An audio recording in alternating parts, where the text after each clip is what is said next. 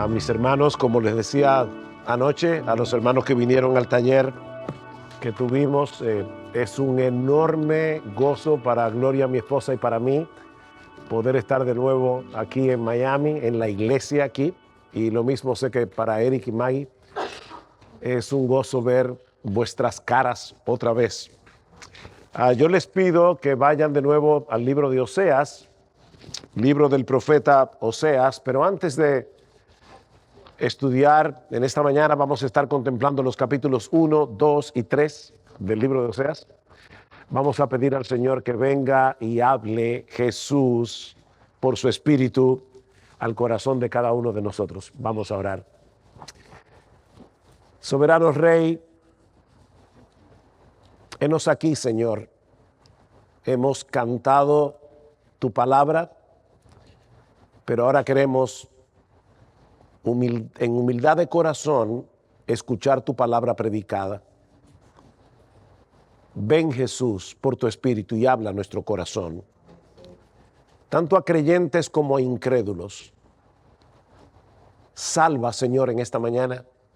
Consuela a tus hijos, reprende, corrige, anima. Ven y danos de tu gracia. Ayuda al predicador en su debilidad, porque te lo pedimos en el precioso nombre de Jesús. Amén y amén. Personalmente pienso que en ningún otro libro de la Biblia, aparte obviamente de los evangelios, encontraremos una historia de amor más extraordinaria, más chocante, más sorprendente que la que encontramos en el libro del profeta Oseas. Ahora me adelanto a decir que yo no me refiero obviamente a la relación matrimonial entre Oseas y Gomer. Me refiero más bien a la historia que está detrás de la historia. Por eso el mensaje de esta mañana lo hemos titulado El invencible amor de Dios. Porque eso es precisamente lo que encontramos en este libro del Antiguo Testamento, la historia del amor redentor de Dios. Un Dios que ha decidido amar a los suyos, mis hermanos, con una clase de amor que escapa a nuestra comprensión. Este amor es incomprensible. De hecho, Pablo ora en Efesios capítulo 3 para que nosotros podamos conocer la altura, la anchura, la longitud del amor de Cristo que escapa a todo conocimiento. Debemos crecer en el conocimiento de ese amor, pero sabiendo de antemano que ese amor es incomprensible. Es un amor que escapa a nuestra comprensión. La relación matrimonial de Oseas con Gomer es chocante, por decirlo lo más suavemente posible. Es una historia rara, pero la historia que ese amor ejemplifica es sencillamente incomprensible desde toda perspectiva humana. El libro de Oseas comienza como generalmente comienzan los libros proféticos, ubicando el ministerio de Oseas en su contexto histórico. Y ese es mi primer encabezado de esta mañana. Israel en los tiempos de Oseas. Vean el capítulo 1, versículo 1, otra vez. Palabra de Jehová que vino a Oseas, hijo de Beri, en días de Usías, Jotam, Acaz y Ezequías eran reyes de Judá, y en días de Jeroboam, en este caso Jeroboam II, hijo de Joás, rey de Israel. Como muchos de ustedes seguramente saben, las 12 tribus de Israel se dividieron durante el reinado de Roboam, que era el hijo de Salomón, quedando 2 tribus en el sur, el reino de Judá, y 10 tribus en el norte, que a partir de ese momento toma el nombre de Israel. Y fue mayormente para ese reino del norte, es decir, para Israel, que Oseas ministró durante un largo tiempo. Durante la historia de estos 2 reinos, 19 reyes reinaron en el sur, 19 reyes reinaron en el norte. Más o menos la mitad de los reyes de Judá, es decir, en el sur, fueron temerosos de Dios. Pero en el reino del norte, es decir, Israel, todos los reyes, los 19 reyes, fueron impíos. Tomando como punto de referencia a los reyes que fueron mencionados en el versículo 1, podemos decir con bastante seguridad que Oseas comenzó su ministerio profético alrededor del año 750 a.C. y concluyó cerca de la caída y la cautividad de Israel, el reino del norte, por manos de Asiria en el 722 a.C. Fue un tiempo de mucha prosperidad material para Israel, pero también de mucha corrupción social, política, religiosa. El reino del norte se había prostituido adorando a Baal, que era el dios del clima y el dios de la fertilidad. Noten lo que dice el capítulo 2, versículo 13. Y la castigaré por los días en que incensaba a los Baales y se adornaba de sus zarcillos y de sus joyeles y se iba tras sus amantes y se olvidaba de mí, dice Jehová. Israel había sido infiel a Dios. Israel había cometido adulterio espiritual. Ellos se olvidaron del Dios vivo y verdadero para buscar prosperidad, satisfacción, significado en los ídolos falsos del mundo pagano que los rodeaba. Esa fue la sociedad a la que Oseas ministró, y para ser honestos, no muy diferente a la nuestra, llena de gente idólatra, materialista, violenta, moralmente corrupta.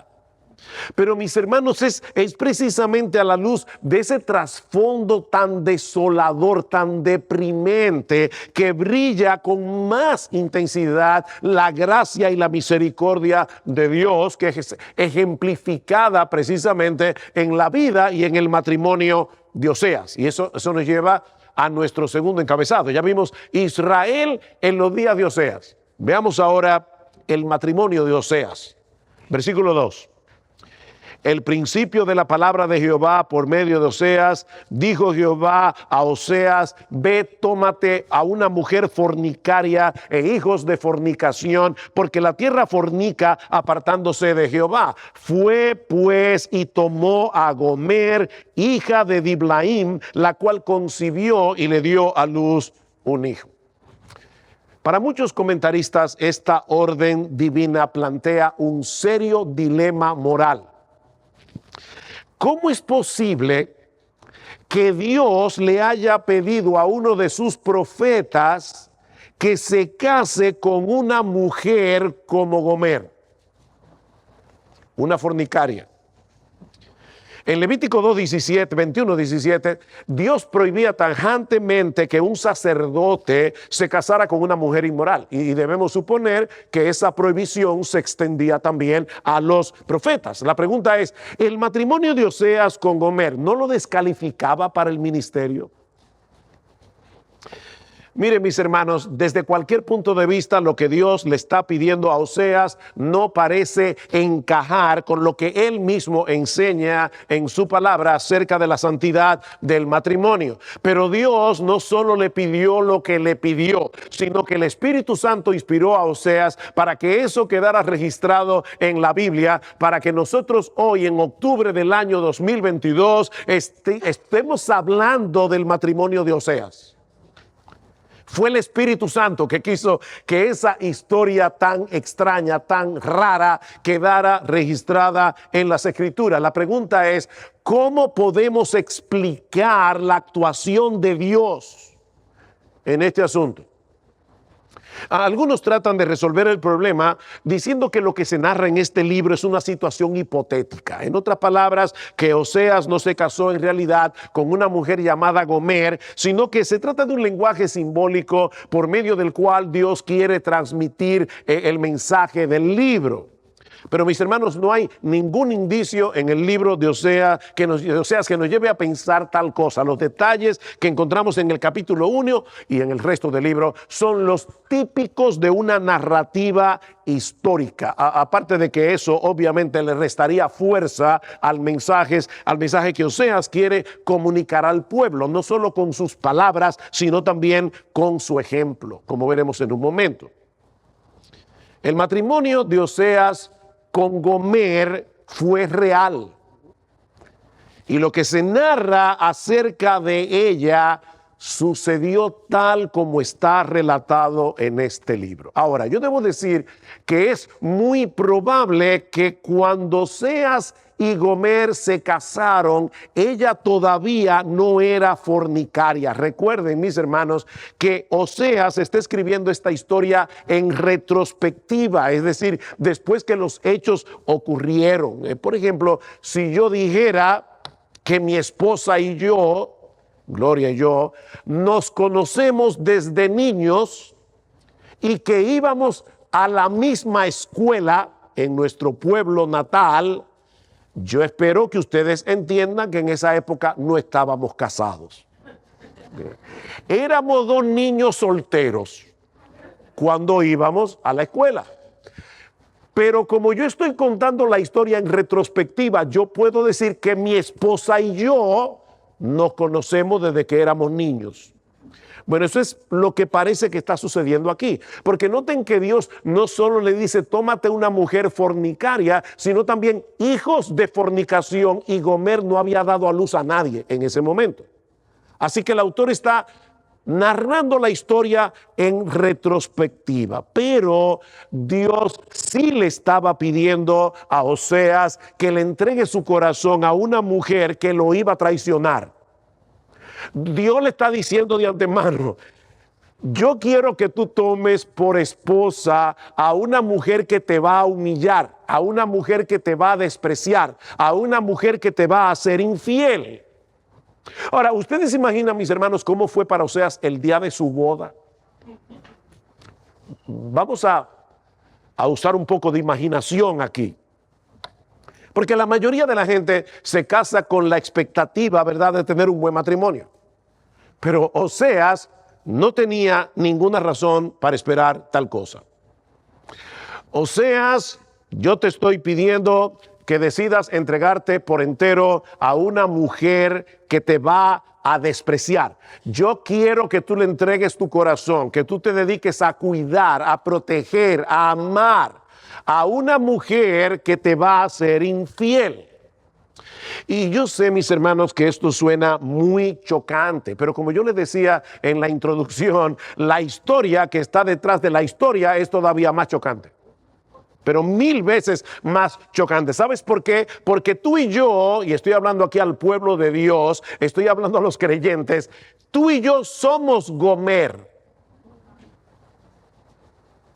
Tú y yo somos esa mujer. Y Oseas no es más que una sombra y sumamente imperfecta de nuestro marido.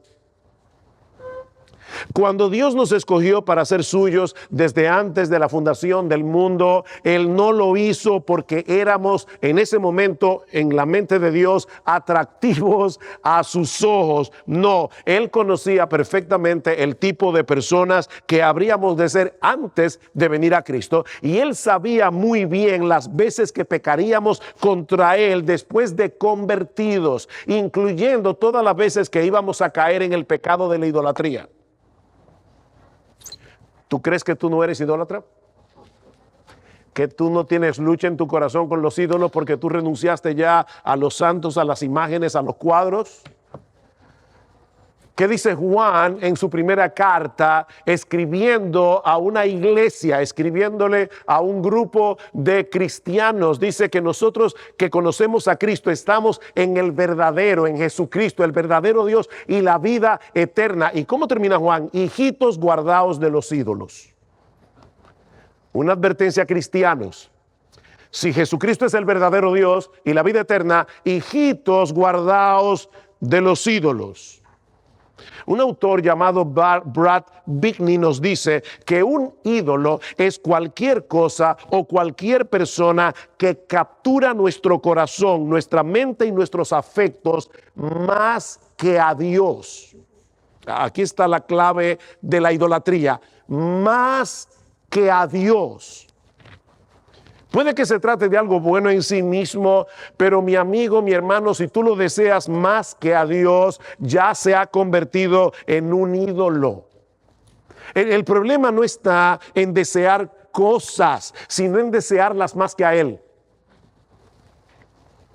Cuando el hecho de no tener eso, lo que sea, te causa irritación, amargura, descontento, ansiedad, a pesar de que tú profesas tener a Dios como tu Dios, has caído en el pecado de la idolatría, porque ese descontento, esa ansiedad, esa irritación es un indicativo de que Dios no es suficiente para ti. De que tenerlo a Él no te basta. Tan pronto ese deseo desmedido se apodera de nuestro corazón, hemos cometido adulterio espiritual en la misma presencia de Dios. ¿Tú recuerdas, mi hermano, cuál es el primer mandamiento? No tendrás dioses ajenos delante de mí. ¿Qué expresión más fuerte? Delante de mí. Todo lo que tú deseas más que a Dios es un altar idolátrico que tú estás colocando en la misma cara de Dios para serle infiel. Cuando nosotros hacemos eso, es como el esposo que pone una foto de su amante en frente de su lecho nupcial en la habitación. Es fuerte, ¿verdad? No tendrás dioses ajenos delante de mí. Es como decirle a Dios, mira Dios, yo sé que tú eres todopoderoso, yo sé que tú eres bueno, yo sé que tú eres amoroso, yo sé que tú hiciste los cielos y la tierra y que tú sostienes todas las cosas con la palabra de tu poder, pero francamente tú a mí no me satisfaces plenamente. Lo lamento, Dios, yo necesito otras cosas aparte de ti. Y aún sabiendo que en ocasiones tú y yo, creyentes, íbamos a hacer eso, nos escogió para ser recipientes de su bendita gracia. No éramos nada bonitos cuando Dios nos escogió, no éramos atractivos. Dice Pablo, y Él os dio vida a vosotros cuando estabais muertos en vuestros delitos y pecados. Éramos cadáveres espirituales, malolientes, putrefactos. Pero Dios, que es rico en misericordia por su gran amor con que nos amó, aún estando muertos en nuestros delitos y pecados, nos dio vida juntamente con Cristo, porque por gracia sois salvos. Por gracia. No por bonitura. Sí, yo sé que nos espantamos al leer la orden que Dios le da a Oseas, pero ¿saben qué? El mensaje del evangelio debería ser más chocante para nosotros, pero 1000 veces más chocante. ¿Por qué nos espanta que Dios le pida a Oseas que se case con una mujer fornicaria y no nos choca el hecho de que ese Dios 3 veces santo, justo, se casa con hombres y mujeres como tú y como yo? ¿Por qué nos choca? Él es el mismo Dios que decidió tomar a una mujer fornicaria para hacerla suya, sabiendo de antemano lo que esa decisión iba a costarle. Y aún así se casó. Pero no nos adelantemos a la historia. Poco tiempo después de la boda, Gomer sale embarazada. Y dice en el versículo 3 que ella le dio a luz un hijo.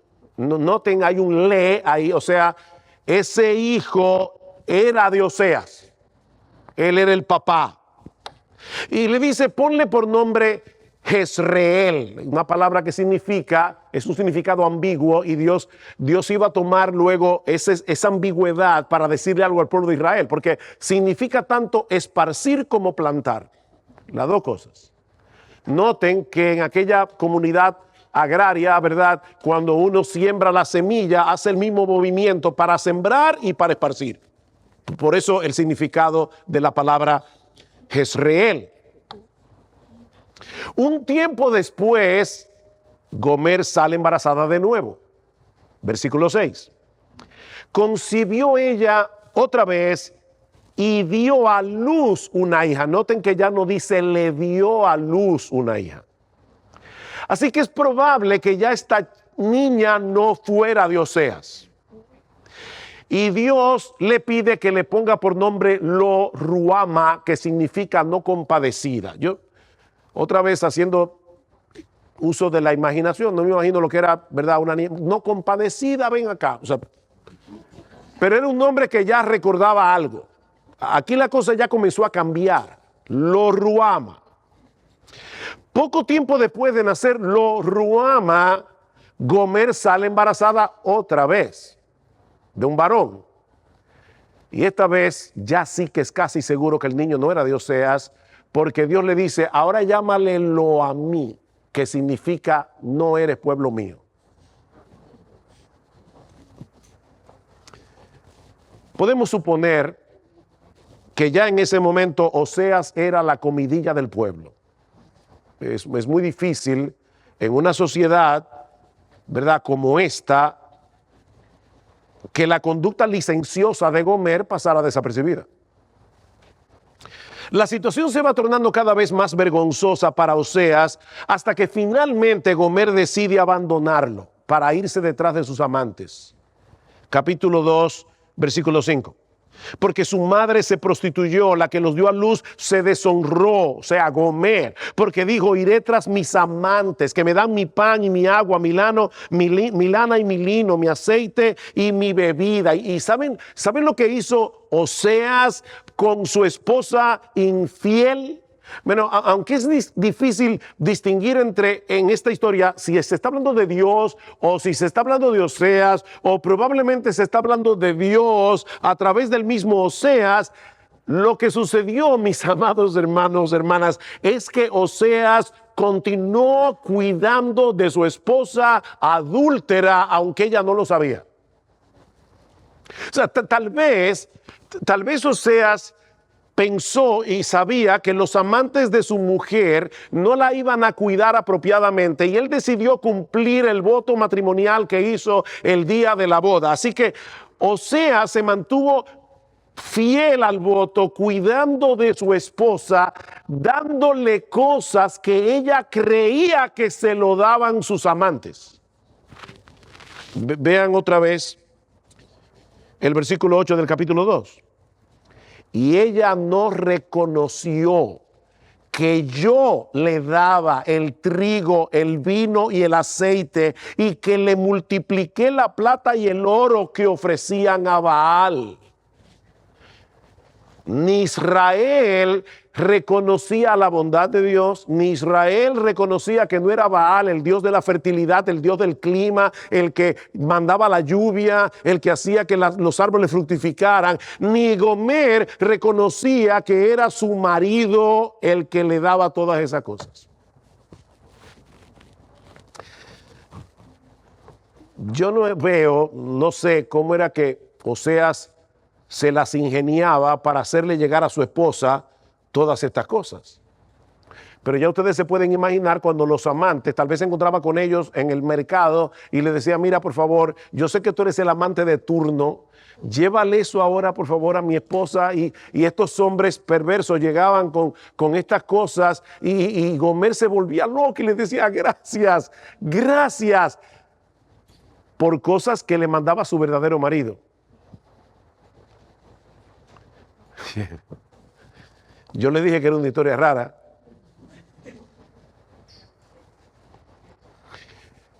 Cuando uno lee el libro de Oseas, a uno le parece increíble que una mujer sea tan insensata que abandone a un marido como seas.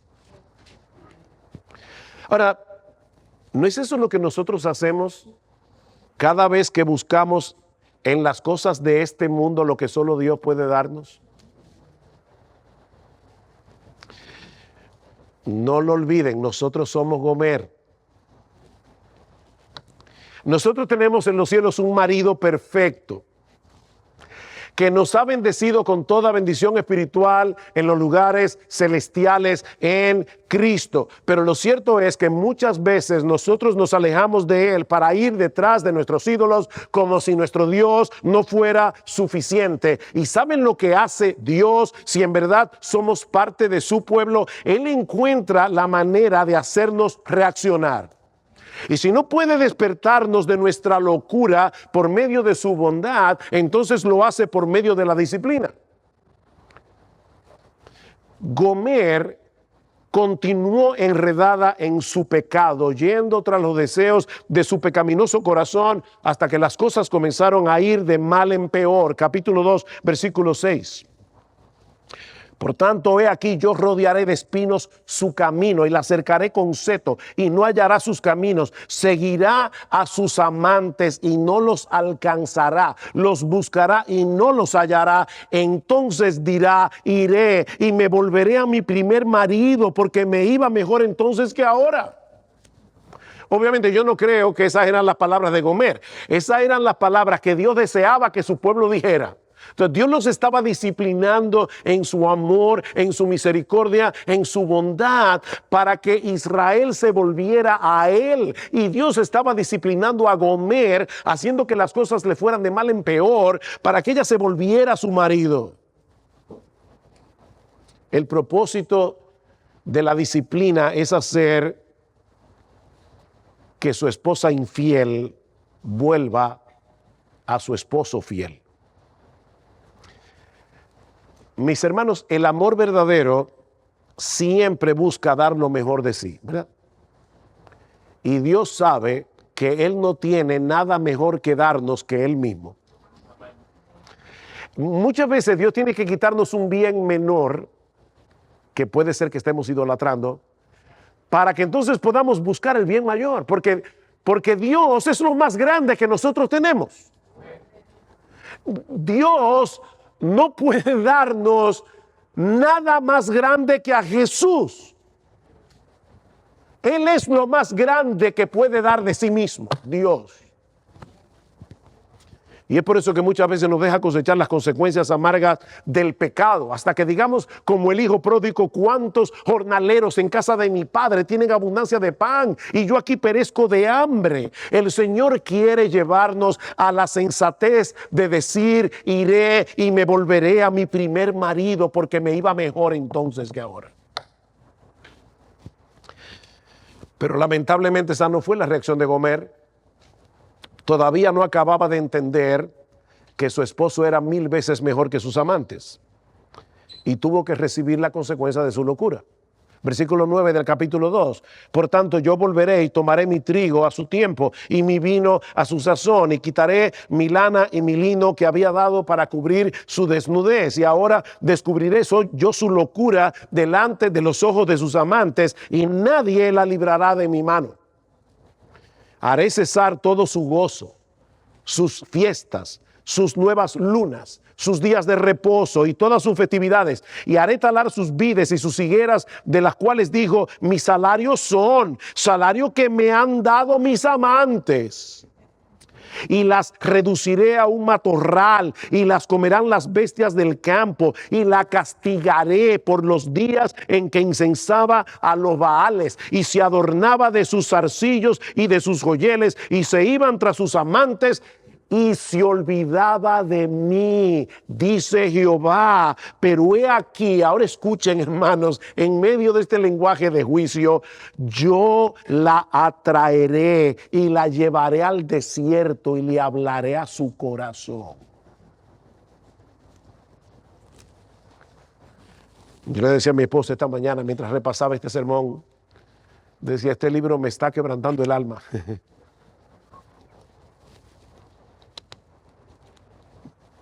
Eventualmente, Gomer fue desechada por sus amantes y tratada como una basura.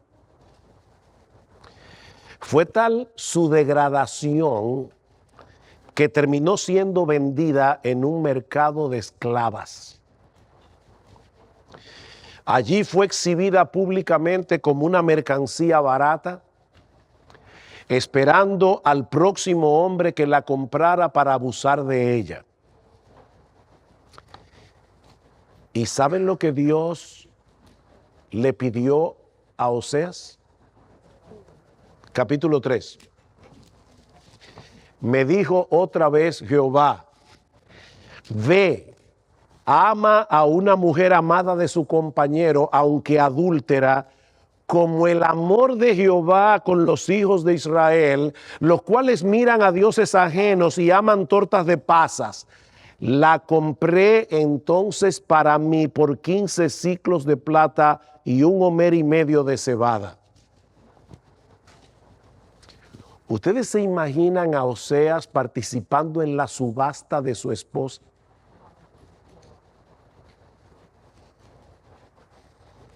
Todos los hombres en el mercado mirándola con desprecio y ofreciendo cosas para comprarla. Esto tiene que haber sido tan humillante para Oseas. Pero él no solamente está dispuesto a pagar el precio que piden por Gomer, sino que vuelve a reafirmarle su voto matrimonial. Versículo 3.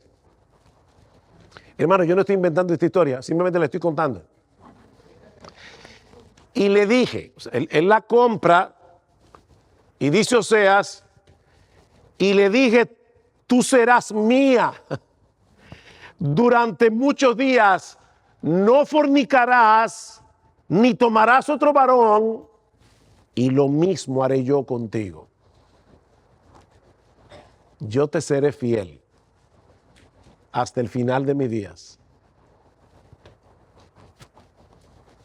Una vez más, Dios quiere recordarnos a través de Oseas, por extraordinario que parezca, que este amor tan increíble casi es un pálido reflejo de su amor por nosotros.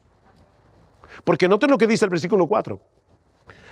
Porque muchos días estarán los hijos de Israel, otra vez vuelve Israel, sin ley, sin príncipe, sin sacrificio, sin estatua, sin efod, sin terafines. Después volverán los hijos de Israel y buscarán a Jehová su Dios y a David su rey, y temerán a Jehová y a su bondad en el fin de los días. Dios está diciendo, lo que Oseas está haciendo con su esposa es lo que yo hago con mi pueblo infiel. Israel iba a sufrir con creces las consecuencias de su adulterio. Pero aún en medio del mensaje de juicio y castigo que Oseas pronuncia contra el pueblo, la misericordia divina vuelve a brillar de una forma sorprendente. Vean el capítulo 1, versículo 9, otra vez dice, capítulo 1, versículo 9, y dijo Dios, ponle por nombre lo a mí, porque vosotros no sois mi pueblo, ni yo seré vuestro Dios. Con todo, será el número de los hijos de Israel como la arena del mar, que no se puede medir ni contar. Y en el lugar en que donde les fue dicho, vosotros no sois pueblo mío, les será dicho, no, ahora sois hijos del Dios viviente. En medio del juicio, en medio de las tinieblas, de la oscuridad de este texto, brilla la misericordia de Dios. Capítulo 2, versículo 14. Pero he aquí yo la atraeré y la llevaré al desierto y hablaré a su corazón y le daré sus viñas desde allí, el valle de Acor, por puerta de esperanza. Esto es ¿cómo puedo decir? O sea, Dios está haciendo un juego de palabras aquí, porque Acor es una palabra hebrea que significa problema. Ahí fue donde apedrearon a Acán, ¿se acuerdan? En el valle de Acor. Y ahora está diciendo, yo voy a convertir ese valle que les recuerda a ustedes aquel juicio a Acán y a toda su familia. El valle problemático lo voy a convertir en una puerta de esperanza. Y allí cantará como en los tiempos de su juventud y como en el día de su subida de la tierra de Egipto. En aquel tiempo, dice Jehová, me llamarás Ishi, nunca más me llamarás Baali. En aquel día volverás y me llamarás mi esposo. ¿Qué libro más sorprendente? Cientos de años más tarde, Pablo en Romanos va a citar el libro de Oseas,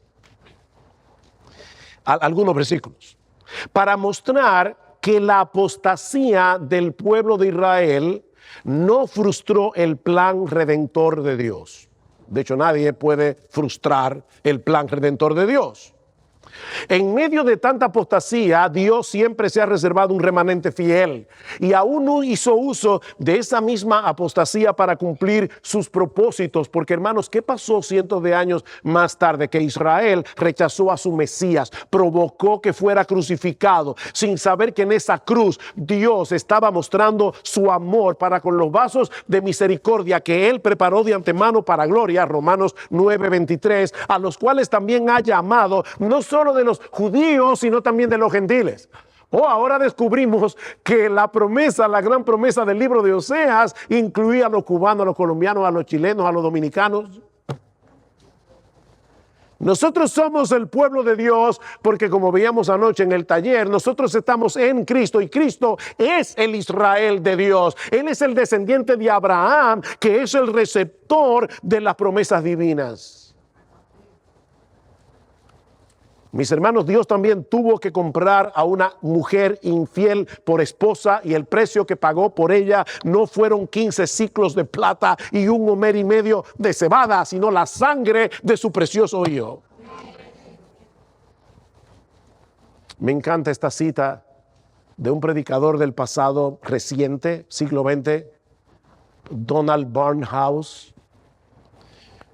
Hablando de este libro, dice: cuando vemos este amor en operación a través del corazón de Oseas, puede que nos preguntemos si realmente Dios es así. ¿De verdad Dios es así? Pero cada cosa en la palabra y en la experiencia nos muestra que Él es así. Él iba a darle al hombre los árboles en el bosque y el hierro en la tierra y la inteligencia para hacer un hacha con el hierro, para cortar un árbol y convertirlo en una cruz. Le daría la habilidad para hacer clavos y un martillo. Y cuando tuviera la cruz y el martillo y los clavos, el Señor iba a permitirle al hombre sujetarlo y llevarlo a esa cruz, extenderle sus manos sobre ellas y permitiría que el hombre lo clavara allí, y al hacerlo tomaría sobre sí los pecados del hombre y haría posible que aquellos que lo despreciaron y rechazaron vinieran a él y conocieran el gozo de saber que sus pecados fueron perdonados y removidos, que conocieran la seguridad del perdón y la vida eterna y participaran de la expectativa de la esperanza de gloria con él por siempre. Ese es nuestro Dios, dice Barnhouse, y no hay nadie semejante a él. ¡Qué Dios! ¡Qué esposo tenemos nosotros!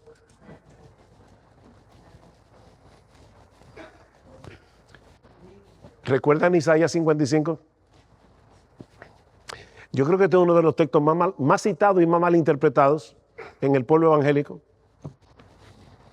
porque no lo citamos en su contexto.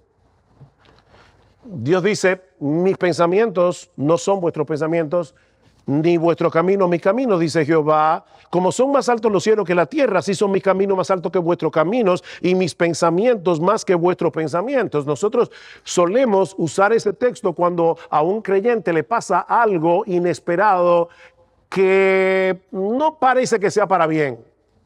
Y le decimos: bueno, mi hermano, los caminos del Señor son más altos que nuestros caminos, los pensamientos del Señor son más altos que nuestros pensamientos. Pero si leemos este texto en su contexto, veremos que Dios no está hablando de esas extrañas providencias que llegan a la vida del creyente. ¿Saben en qué sentido los pensamientos de Dios son más altos que los nuestros? En su compasión y en su misericordia. Porque en el versículo anterior dice, buscad a Jehová mientras pueda ser hallado, llamadle en tanto que está cercano, deje el impío su camino y el hombre inicuo su pensamiento y vuélvase a Jehová, el cual tendrá de él misericordia, y al Dios nuestro, el cual será amplio en perdonar, porque mis caminos no son como los tuyos. A ti se te hace difícil perdonar, pero no a mí. Dios no es tacaño con su misericordia. Nosotros sí. Dice Juan Calvino, comentando acerca de ese pasaje de Isaías, los hombres suelen juzgar y medir al Señor comparándolo con ellos mismos, porque sus corazones están tan movidos por pasiones furiosas y tan difíciles de aplacar, que los hombres piensan que no pueden reconciliarse con Dios cuando lo han ofendido, pero el Señor muestra que está lejos de parecerse a los hombres. Dios nos está diciendo, oye, ven a mí, que yo no soy como tú. Ven a mí, yo no soy como tú. De hecho, es interesante que esa expresión, más alto que los cielos, solo aparece otra vez en el Antiguo Testamento, y es en el Salmo 103, y es para hablar otra vez del perdón de Dios. Dice, como son más altos los cielos que la tierra, así es más alto mi compasión.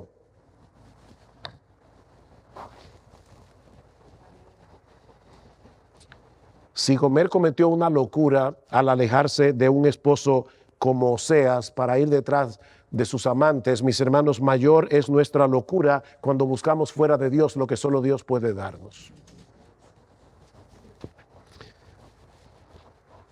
Pero es tal nuestra locura que muchas veces nuestro Dios tiene que perseguirnos para darnos su bendición,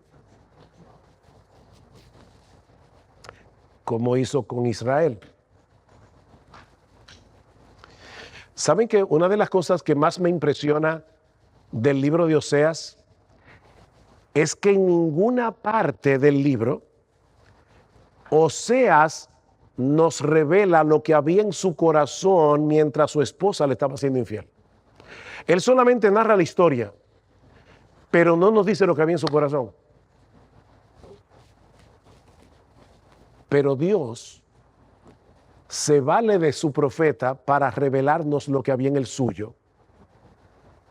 Miren, mis hermanos, es muy humillante que un hombre desnude su corazón delante de otros para mostrar el dolor que tiene por una esposa que lo ha traicionado y despreciado. Pero eso es precisamente lo que hace Dios a través de todo el libro de Oseas. Mira, si eso no te impresiona, de verdad, ahí donde estás, pídele a Dios que te ayude. Oseas capítulo 11. Oseas 11, versículo 1. Cuando Israel era muchacho, yo lo amé. Y de Egipto llamé a mi hijo. Cuanto más yo los llamaba, tanto más se alejaban de mí. A los Baales sacrificaban y a los ídolos ofrecían sahumerios. Yo con todo eso enseñaba a andar al mismo a Efraín, tomándole de los brazos, y no conoció que yo lo cuidaba. Con cuerdas humanas los atraje, con cuerdas de amor. Y fui para ellos como los que alzan el yugo de sobre su cerviz, y puse delante de ellos la comida. Versículo 8. ¿Cómo podré abandonarte, oh Efraín? Te entregaré yo, Israel. ¿Cómo podré yo hacerte como Atma o ponerte como a Seboim? Mi corazón se conmueve dentro de mí, se inflama toda mi compasión.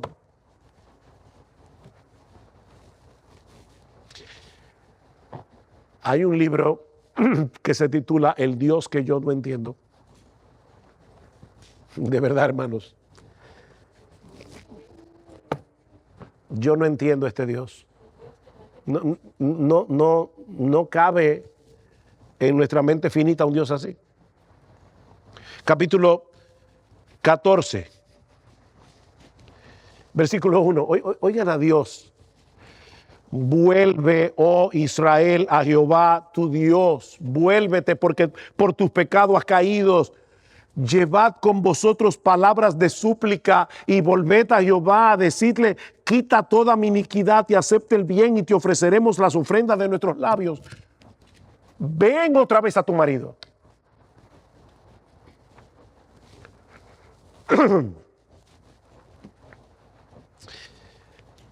¿Qué aprendemos del libro de Oseas? Bueno, hay varias aplicaciones aquí que podemos extraer de esta historia.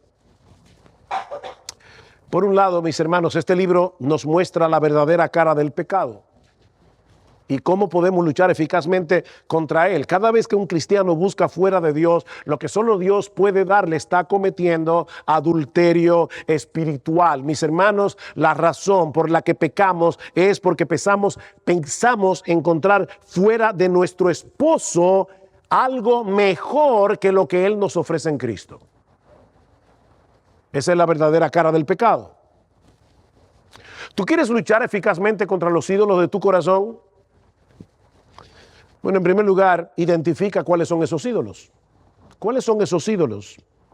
Pídele a Dios en oración que te ayude a examinar con objetividad tu propio corazón. Y en oración, examínate a ti mismo, pregúntate cuáles son los deseos que están controlando mis pensamientos, que están controlando mis conversaciones, porque la Biblia dice que de la abundancia del corazón es que habla la boca. Mi hermano, mi hermana, ¿en qué tú sueñas cuando sueñas despierto? ¿Tú estás dispuesto a pecar para obtener algo que deseas? ¿O para retener algo que tú no quieres perder? O sea, ¿tú estás dispuesto a pecar contra tu marido? ¿Estás dispuesto a pecar contra Dios para obtener eso? ¿Hay alguna cosa aparte de Dios que te haga sentir seguro?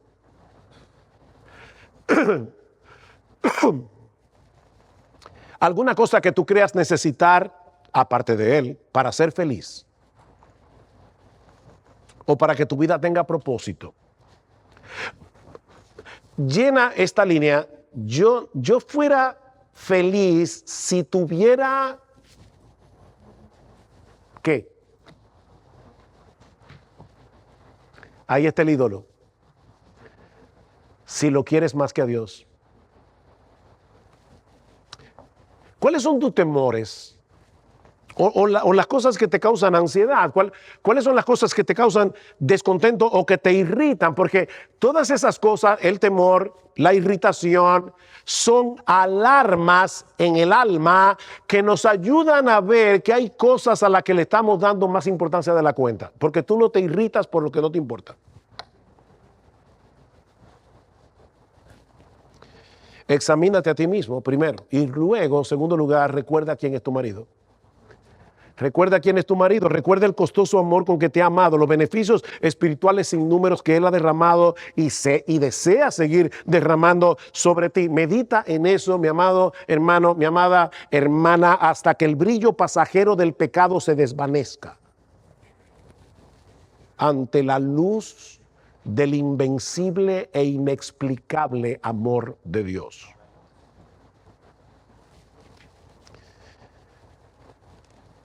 Miren, es muy difícil encontrar a un marido como Oseas, definitivamente. Pero es imposible encontrar a uno como Dios. Como Oseas, muy difícil. Como Dios, imposible. Un Dios que nos escogió en nuestra miseria. Un Dios que nos buscó cuando estábamos muertos en nuestros delitos y pecados y en el altar del matrimonio expresó sus votos. Yo, Jesús, te tomo por esposa delante de nuestro Dios y prometo serte fiel en los sufrimientos y gozo, en pobreza y abundancia, en salud y enfermedad. Yo, Jesús, prometo amarte y alegrarte como tu esposo, no hasta que la muerte nos separe, sino por los siglos de los siglos.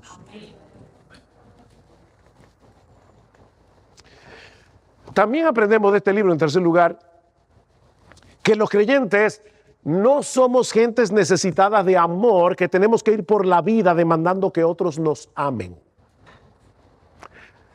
Mira, puede ser que haya alguno aquí que diga, wow, yo he sido tan poco amado, tan poco amada. Pero créeme, si tú eres creyente, mi hermano, mi hermana, tú tienes más amor de la cuenta. El amor que Dios ha derramado sobre nosotros sin merecerlo es tan extraordinariamente abundante que, como bien señala Edward Welch, nuestra meta debe ser amar más a las personas que lo que las necesitamos. Nuestra meta debe ser amar a las personas, no necesitarlas. Si alguno tiene sed, venga a mí, beba. Juan 7. El que cree en mí, como dice la Escritura, de su interior correrán ríos de agua, no un chorrito. Ríos de agua viva. Y Juan aclara, esto dijo del Espíritu Santo que habrían de recibir los que creyesen en él. Tú y yo tenemos al Espíritu de Cristo morando en nuestro corazón. ¿Tú quieres más? Yo creo que me estoy pasando de tiempo, pero una vez al año no hace daño, dicen ustedes los cubanos, los que son cubanos aquí. Spurgeon dice que en una ocasión él iba a predicar en una iglesia y estaba nervioso. Porque mi hermano, miren, predicar, no importa que uno tenga mucho tiempo predicando, es una responsabilidad tan grande que ustedes no se imaginan el peso que cae sobre un predicador unos minutos antes de pararse en el púlpito a predicar. Por eso decía un predicador australiano, él decía que los años más difíciles de un predicador son los primeros 50. Y Spurgeon iba ahí en su carroza de caballos, Señor, ayúdame. Y dice que de repente recordó el texto, bástate mi gracia. Y dice Spurgeon, yo iba en mi carruaje y comencé a reír, porque por primera vez en mi vida me di cuenta de la ironía del texto. Te basta mi gracia. Eso es, ustedes saben lo que es un guppy, ¿verdad? Un guppy, un pececito que es como de ese tamaño. Eso es como decirle a un guppy, el océano te basta o tú necesitas más agua.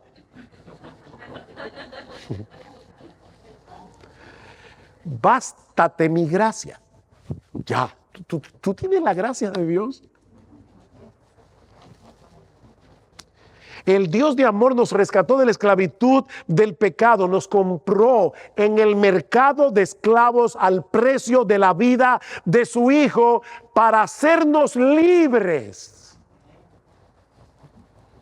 para que pudiéramos disfrutar de Él por siempre. No como los que están aquí sin Cristo, que son esclavos del pecado. Mi amigo, si tú no tienes a Cristo, tú eres un esclavo. ¿Tú crees que tú eres libre? Porque puedes hacer lo que te da la gana. Tú no te das cuenta que el pecado está obrando en ti para mantenerte en tu cárcel pensando que eso es libertad. ¿De verdad los creyentes somos personas necesitadas de amor? ¿No deberíamos más bien ir por el mundo buscando a quien hacer partícipe del sobreabundante amor que Dios nos ha dado en Cristo? En tercer lugar, si en verdad tú eres cristiano, pero te has enfriado en tu relación con el Señor, tal vez hay alguno aquí que dice, wow, Señor, yo soy frío, mi vida espiritual ha decaído, entonces vuelve a tu marido. No dudes ni por un momento que Él es quien te ha traído hoy aquí para que tú escuches la historia de Oseas. Dios en su soberanía te está llamando por su palabra. ¿Tú piensas que no hay remedio para ti? ¿Que tu caso es irreversible? Mira, eso te lo está diciendo tu pecado, no Dios. Nuestro Dios es el Dios de segundas oportunidades. Escucha cómo termina el libro de Oseas, capítulo 14, versículo 4. Yo sanaré su rebelión. Los amaré de pura gracia, porque mi ira se apartó de ellos. Yo seré a Israel como rocío. Él florecerá como lirio y extenderá sus raíces como el Líbano. Yo sanaré su rebelión.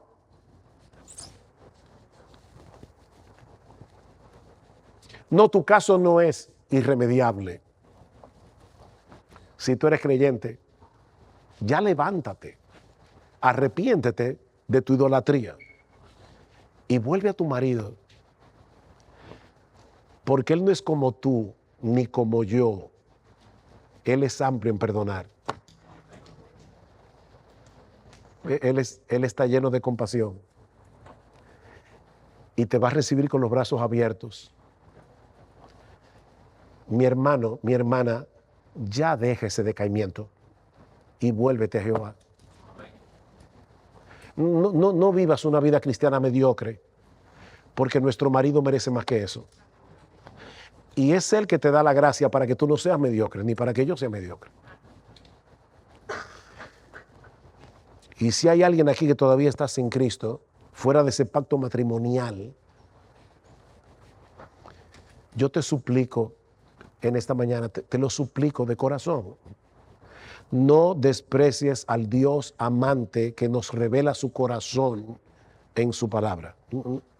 No desprecies a Dios. Porque así como es infinita su misericordia para aquellos que vienen a refugiarse bajo la sombra de sus alas por medio de la fe en su Hijo, así de terrible es llegar al juicio sin estar amparado en su misericordia. Mira cómo termina Oseas 4:9, 14:9, cómo termina el libro. ¿Quién es sabio para que entienda esto y prudente para que lo sepa? Porque los caminos de Jehová son rectos y los justos andarán por ellos, pero los rebeldes caerán en ellos. Así termina Oseas, como un llamado al arrepentimiento. Quiere el Señor que tú seas uno de esos que transita libremente y gozosamente por ese camino, habiéndote amparado por la fe en la justicia perfecta de Cristo que murió por nuestros pecados en la cruz, y que tú no seas uno de esos rebeldes que van a terminar destruidos en ese camino. Abandona los ídolos de tu corazón y acógete hoy por fe a la misericordia de Dios en Cristo, que tomó nuestro lugar en esa cruz para pagar nuestra deuda. Todos tus pecados serán perdonados, ahora mismo, aquí, ahora. Y recibirás gratuitamente el don de la vida eterna. Y desde ahora vas a disfrutar del amor invencible, inconquistable, incomprensible de Dios por los siglos de los siglos. Vamos a orar.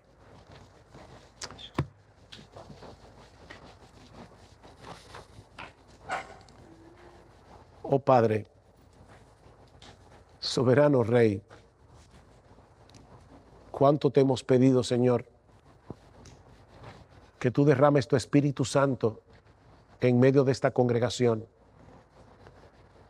y apliques tu palabra con poder en los corazones de todos los que están aquí, desde los más pequeños hasta los más grandes, creyentes e incrédulos.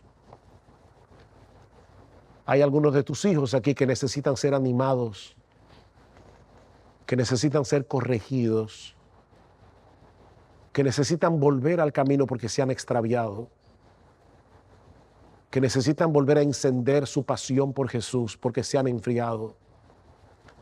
Usa el mensaje de tu palabra, Señor, en la vida de tus hijos. Pero hay otros aquí, Señor, que van camino a una condenación eterna y que no tienen el gozo de conocerte. No tienen el gozo de tener a Jesús como su Salvador. Viven sin esperanza y sin Dios en el mundo. Señor, apiádate de ellos. Apiádate de ellos.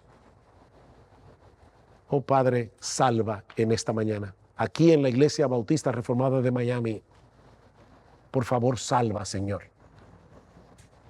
Trae a algunos de la muerte a la vida. Llámalos eficazmente al arrepentimiento y a la fe. Porque te lo pedimos en el precioso nombre de Jesús. Amén.